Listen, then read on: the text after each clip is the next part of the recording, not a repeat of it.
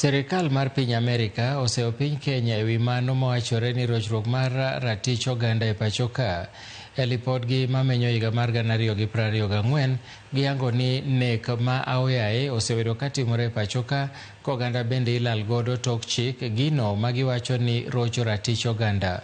Lipodno bende wacho ni sirikand jatend piny Kenya William Ruto norocho ratich oganda e kinde ng'anyo mag rowere mag Gen Z manobagi e pacho ka dwe mar 6 kod 7 higa mokalo kama nonegie jong'anyo maromo 60 kaluwore gi lipod duol makedo ne ratich oganda Kenya National Commission on Human Rights.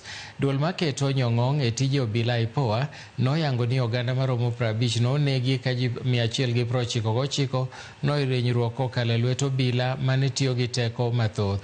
Lipodno bende oyango ni obila ne odhi mbele gi ndhiyo oganda kata mana bang' ng'anyono. Kata obedo ni doho ne osego marufuku meko mitimo tok chik ka obila onge gi lepgi mag tich.